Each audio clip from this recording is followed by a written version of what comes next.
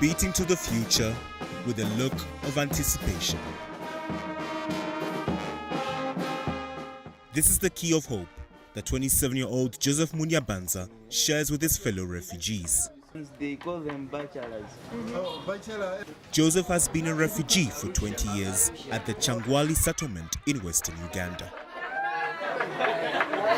As a child, I started thinking, how is my future going to be? And thinking of my future, I realized that we're not having good education here. And that's one of the reasons I really wanted to focus on school. A group of ambitious youths all in high school made a decision to improve their situation at the refugee settlement. They formed a support group called Korbowas, standing for Congo, Burundi, Rwanda, and Sudan refugees. In 2009, Korbowas started a primary school that now hosts over 400 pupils and is run by 15 teachers. John Bosco Okoboy is a Ugandan national. He has been the headmaster of Korbowas Primary School for the last 3 years. We have helped a lot of the children to continue their studies. In fact, all the children who have started here, their period, there's not a single child is still at home.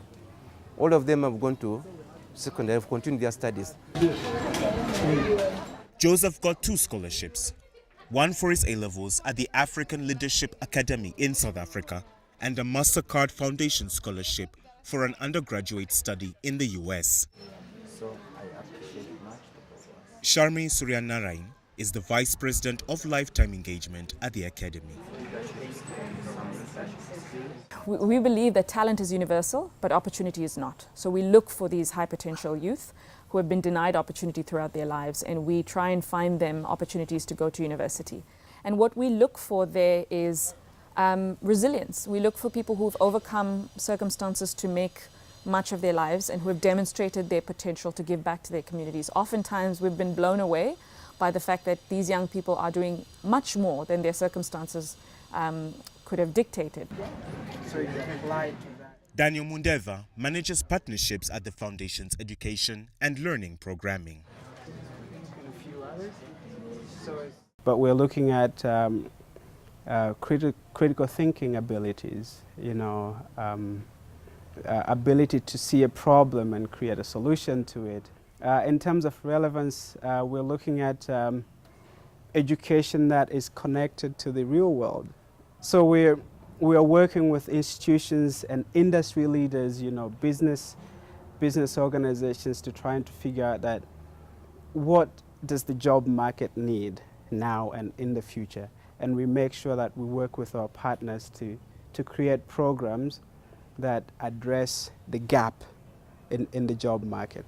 And the gap that I'm addressing is that mismatch between what people learn and what is needed in the workplace. Kyangwali refugee settlement consists of 17 villages. It has a population of about 40,000 people from the Democratic Republic of Congo, Burundi, Rwanda, South Sudan, Somalia, and Kenya. To widen the reach of their initiatives, Joseph and his peers changed the group's name to Siota, which stands for Korbowas International Youth Organization to Transform Africa. Siota is a community-based organization where refugees volunteer to educate, mentor, build, farm, and support initiatives that they create to help their community. Our goal is to increase access to education, but also to bring in leadership and entrepreneurship mentality among young people. We are not training people to be better refugees. We're training people to be responsible citizens, not just in the refugee camp, wherever they are. The Anti-Violence Tailoring Group is one of the entrepreneurship projects run by Siota. These women learn skills that help them earn a living, thus reduce conflicts as a result of poverty. Adult literacy class that doubles up as microfinance group is another one of their many initiatives in partnership with People's Weaver organization. The women farm, sell the produce and pool the income received so that they have a base to borrow and repay at the end of the year at an annual interest of only 2%. Other than the school, we do different trainings because like we have been looking at many projects because we have livelihood projects, because apart from taking people to school or university, there are other people who do not get the opportunity to go to school. The youth community group boasts of being a caretaker to 20 acres of farm within the settlement allocated to them by the Office of the Prime Minister of Uganda. On this land, they plan to build a vocational center which will house all the initiatives and train 100 people per year. Doesn't matter how long I'm going to stay here. If I'm to do something, if I'm to give a child education, I want to give you education as if you're going to live here forever. Because some of them may live here for the next 10, 20 years.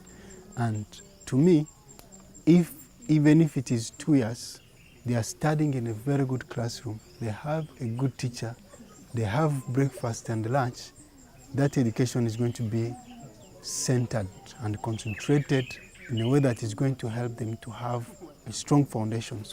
So to me, my focus is creating quality education for children. And quality education is in a curriculum, but also it's in the environment in which children are learning from.